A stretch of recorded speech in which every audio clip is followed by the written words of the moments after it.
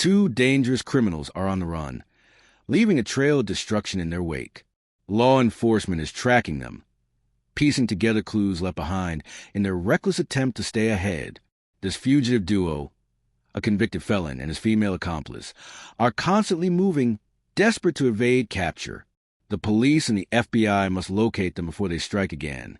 In Pennsylvania, an inmate escapes with the help of a woman willing to risk everything for him.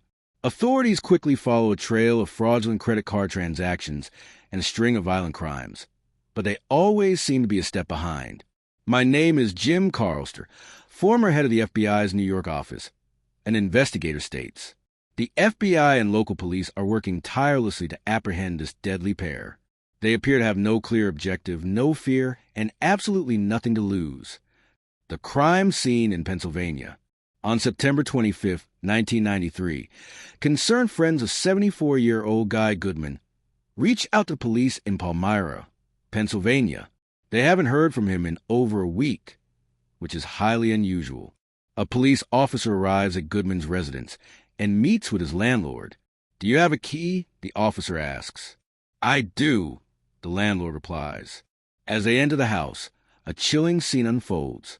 Shattered glass litters the floor, and dried blood stains both the ground and the walls. A disturbing trail of blood leads down the hallway and into the basement. Following the path, the officer reaches a storage room and makes a horrifying discovery. A lifeless body lies hidden away. Wasting no time, he radios for backup. "Dispatch, I need assistance immediately." This is a code C. Detectives from the Lebanon County Police Department arrive to take over the investigation. As an investigator specializing in violent crimes in small communities, I've seen my fair share of homicide cases. A detective explains. But this scene was particularly disturbing. The entire house appears ransacked. Cabinets stand open, belongings are strewn across the floor, and in the basement, drag marks suggest something or someone was forcibly moved. The victim's hands and feet are bound tightly behind his back. His head is completely wrapped in plastic bags, duct tape, and blankets, with the coverings constricting tightly around his throat. Electrical cords and additional layers of tape secure everything in place, sealing his fate. As forensic experts comb the house for evidence, they uncover a roll of duct tape sitting on a nearby table, possibly the very tool used to restrain the victim. However, with no witnesses, detectives have only one option: meticulously analyzing every single clue. "We weren't just searching for forensic evidence," the lead detective says. "We needed to determine what, if anything, had been stolen." One key discovery stands out. Guy Goodman's wallet is missing. Among the scattered items, officers find a credit card statement, yet the credit card itself is gone. Write down the account number. One of the officers instructs. Further searching leads to a small box containing checks. Upon closer inspection, several checks from the middle of the booklet have been torn out. Another troubling realization: Goodman's car is also missing. With the brutal crime scene fresh in their minds, investigators work quickly to identify a suspect. Who will want to harm Guy Goodman? As detectives dig deeper, they realize that Palmyra, Pennsylvania, is not the kind of place where random acts of violence occur. The small, quiet town sees very few homicides. Usually, when murder does happen, the victim and the perpetrator know each other. But in this case, nothing about Goodman's life suggests he had enemies. The autopsy report provides further clarity. Due to the severe injuries on his body, the coroner initially struggles to confirm the victim's identity. It's only through dental records that Guy Goodman is officially identified. The examination also reveals that, while Goodman suffered multiple beatings, those wounds weren't what killed him. Instead, he died slowly, suffocating inside the tightly wrapped plastic bags. The realization sends a chill through the investigative team. Back at the forensic lab, experts analyze fingerprints lifted from various surfaces inside Goodman's house. The moment those prints are entered into the system, a match is found. The name that appears on the results doesn't surprise the lead investigator, Bradley Martin. I had just flagged his name in the system as a wanted individual, the detective recalls. He had recently escaped from the Lebanon County Jail. Martin wasn't just any inmate. He had a criminal history of theft and drug-related offenses, and was part of a special low-security prison program that allowed select inmates to leave the facility for limited hours. A week before Goodman's murder, Martin was granted permission to leave for 2 hours, a decision that would prove costly. He never returned. Instead, he met up with his 27-year-old girlfriend, Carolyn King, a factory worker who had become romantically involved with the 21-year-old inmate. After that, both disappeared. When Martin failed to return to jail, an arrest warrant was issued, and police immediately searched Carolyn King's residence. They feared for her safety, wondering if she might be an unwilling hostage. However, when officers arrived, King was nowhere to be found. There were no signs of struggle, no indications of distress, just an empty home and a growing list of questions. Was she another victim, or was she helping Martin evade capture? At this point, authorities entered Martin's name into the National Crime Information Center, NCIC, marking him as a fugitive. With Goodman's murder now linked to his escape, the pressure intensifies. Investigators begin questioning Martin's friends, former inmates, and co-workers. What they learn is both startling and troubling. Carolyn King had been with Martin in the days following Goodman's murder. They were spotted together in the Palmyra area, the detective explains. And then, just like that, they vanished. This revelation forces the investigators to rethink their assumptions about King. Was she an innocent bystander caught in Martin's escape, or had she willingly become his accomplice? A deeper background check on King reveals an unexpected discovery. Though she had no criminal record in Pennsylvania, a nationwide database search tells a different story. She has a long list of prior offenses, including theft, check fraud, and outstanding warrants in multiple states. Even more alarming, in Virginia, Carolyn King is a suspect in 2 murder cases. The realization is chilling. Not only is Bradley Martin a violent fugitive, but his partner, who investigators once thought might be a victim, could be just as dangerous. With no idea where the pair has gone, detectives shift their focus to one of the few concrete leads they have left: the missing credit card and stolen checks from Goodman's home. We needed to find out if those financial items had been used, says one of the detectives. Acting fast, he contacts the fraud division at American Express. Detective Wayman here. I need urgent assistance tracking a stolen credit card belonging to a homicide victim. The request is directed to Joe Gannon, a fraud investigator with Amex Security in New York. Understood, detective. Give me the details. I'll look into it right away.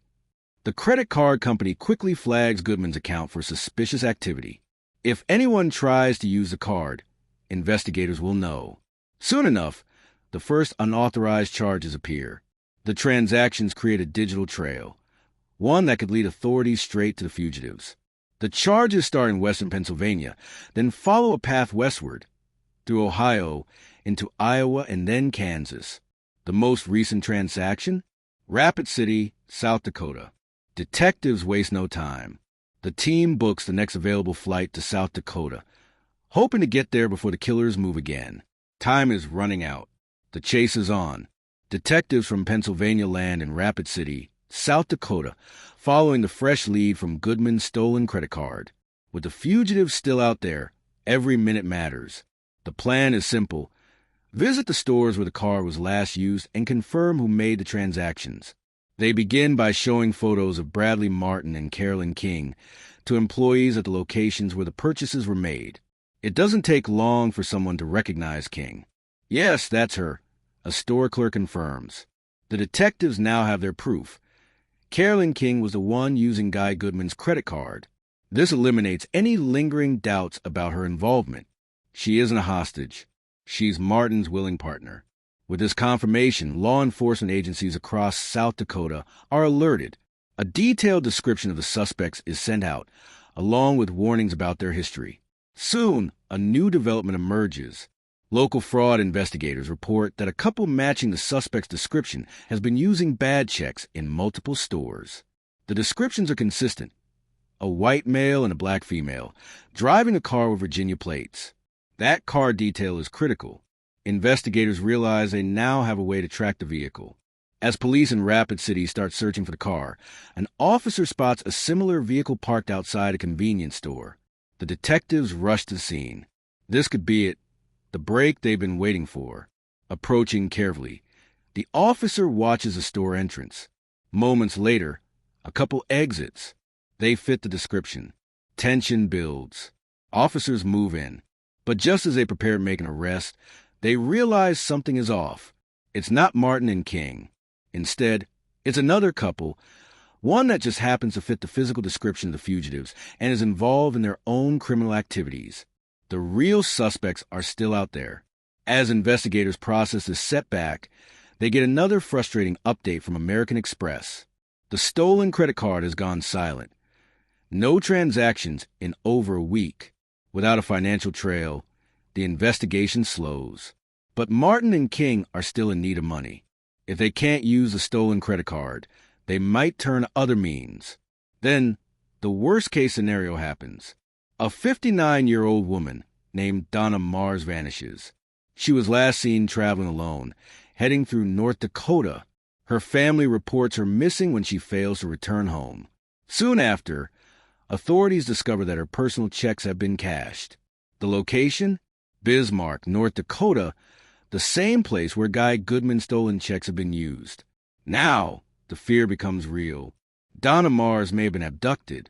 Authorities brace for the possibility that she will suffer the same fate as Goodman, unless they find her first. The disappearance of Donna Mars turns the investigation into an urgent rescue mission. Law enforcement fears that Martin and King have taken her captive, just as they did with Guy Goodman's stolen belongings. But this time, they have a chance to intervene before it's too late. Investigators immediately check financial records linked to Mars. Their worst fears are confirmed. Her checks are being used just like Goodman's. The transactions show a pattern, moving westward through North Dakota. The FBI contacts banks in the region and urges them to flag any future attempts to cash checks in Mars's name. Meanwhile, detectives try to determine where the fugitives might be heading next. Then, an unsettling phone call comes in from Bismarck. A hotel employee remembers seeing a woman matching Donna Mars's description.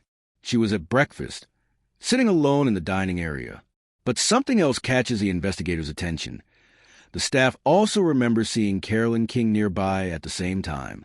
The implication is chilling.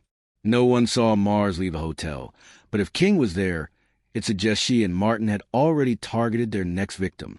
The investigation takes another turn when police in Bismarck discover Guy Goodman's missing car, abandoned on the outskirts of town. Inside, they find uncashed checks and other items stolen from Goodman's home. But Mars's whereabouts remain unknown. The FBI ramps up its efforts, bringing in more resources to track the fugitives.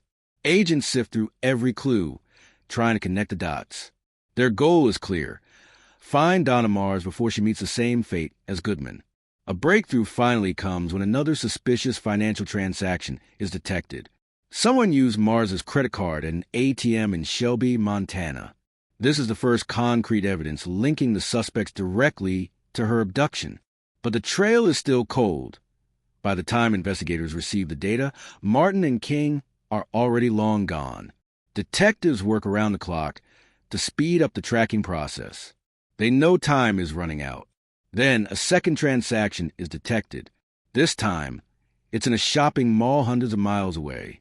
The purchases seem odd: men's clothing, electronics, and travel gear. But what stands out the most is that none of the clerks remember seeing Mars. It's becoming more and more likely that she isn't with them anymore. The focus shifts. Are they still holding her captive somewhere? Or have they already killed her? Authorities intensify their search, pushing for faster updates from financial institutions. Meanwhile, the fugitives continue their journey, heading further west.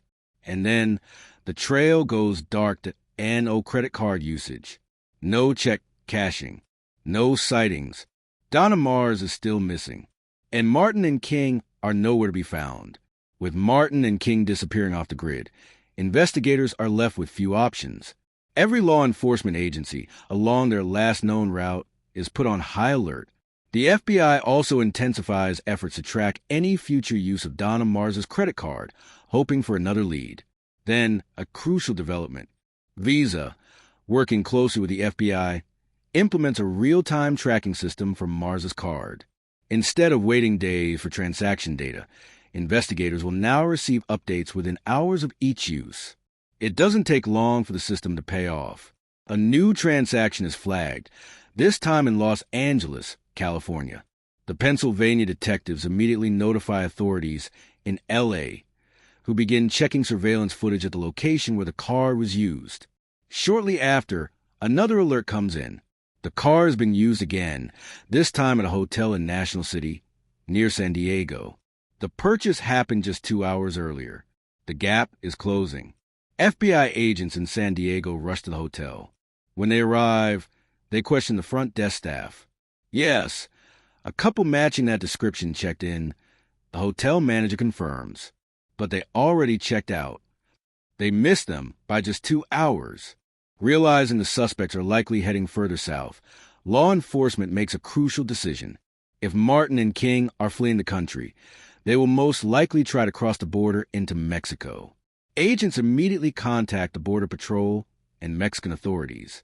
They put out a high-priority alert, warning that the fugitives may attempt to cross at Tijuana, one of the busiest border checkpoints in the world. But stopping them won't be easy. In 1993, the U.S.-Mexico border is far less restrictive than today. Every day, tens of thousands of Americans cross into Mexico without needing passports. If Martin and King make it across, they could vanish indefinitely. Just when it seems like they might get away, a detective back in Pennsylvania receives an unexpected phone call, and it changes everything. A friend of Bradley Martin has just heard from him. He called me from San Diego, she tells police. He said they were heading back to Pennsylvania. The investigators relay this critical intel to the FBI in San Diego. They quickly alert the California Highway Patrol, instructing officers to watch for Donna Marza's stolen car along major highways leading east. Now it's a race. Martin and King still have a 2-hour head start. But for the first time, authorities know exactly where they're going. They just have to catch them before they disappear again. With confirmation that Bradley Martin and Carolyn King are heading east from San Diego, the California Highway Patrol, CHP, mobilizes. Every officer along Interstate 8 and surrounding highways is put on alert for Donna Marza's stolen Chrysler New Yorker. Then a breakthrough. Highway Patrol Officer Richard Chambers is patrolling a quiet stretch of road near El Centro, California, when he spots a vehicle that matches the description. It's heading west, but the license plate is unclear. Chambers makes a quick U-turn, accelerating to catch up.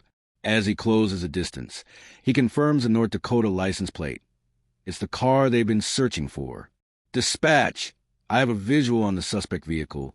Chambers radios in, requesting backup. But backup is miles away. Knowing that Martin and King are armed and dangerous, Chambers follows carefully, keeping a safe distance while waiting for reinforcements. Then suddenly, the car picks up speed. Martin and King know they've been spotted. A high-speed chase begins. The Chrysler races east, reaching speeds over 110 kilometers per hour. Chambers stays on their tail, relaying their location to incoming officers. As they approach the Arizona border, the suspects make a desperate move, swerving onto Highway 186, heading south toward the town of Yuma. That's when Martin leans out of the passenger window, gun in hand. Shots are fired. Chambers hears the bullets hit his patrol car, but he doesn't back down. He radios for urgent assistance, warning that the suspects are now actively shooting at police. Within minutes, multiple patrol cars from Arizona join the chase. The fugitives are now completely surrounded. Then it happens. King loses control of the vehicle. The Chrysler veers off the road, crashes through a fence, and slams into a ditch. For a brief moment, there is silence. Then, the doors fly open. Martin and King run. Chambers jumps out his car, gun drawn. "Stop or I'll shoot," he shouts. To his surprise, Carolyn King obeys. She raises her hands, calling out to Martin, "Bradley, stop." But Martin keeps running. Chambers holds his aim, waiting for backup. The moment feels like forever, but soon, officers from Yuma arrive, surrounding Martin. With nowhere left to go, he finally surrenders. The chase is over. The final revelation. While Martin and King are taken into custody, investigators rush to search the stolen car. Donna Mars isn't there. Instead, they find a gun, duct tape, a knife, and Donna's glasses. But where is she? At the station, both suspects refuse to talk. They act defiant, denying any knowledge of Mars's whereabouts. Then, a breakthrough, Martin, exhausted and in pain from the chase, complains that his wrists hurt from the handcuffs. FBI Special Agent Paul Wick offers a deal. "If you cooperate, I'll make the cuffs more comfortable," he says. Martin hesitates, then agrees to talk. The room falls silent as he speaks. "She's gone," Martin finally admits.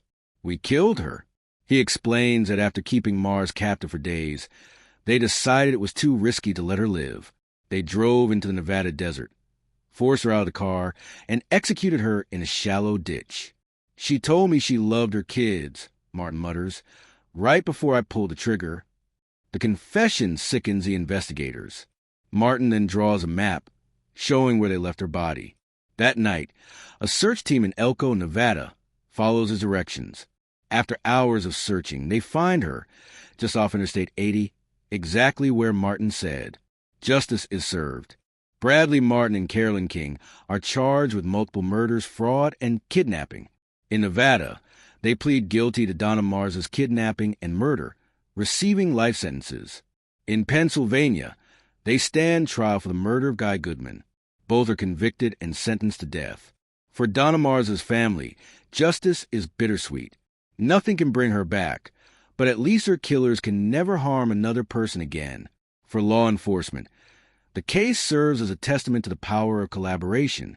From local police to the FBI, agencies across multiple states work together to track, capture, and convict two of the most dangerous fugitives in the country. Bradley Martin and Carolyn King thought they could outrun the law, but in the end, justice caught up with them.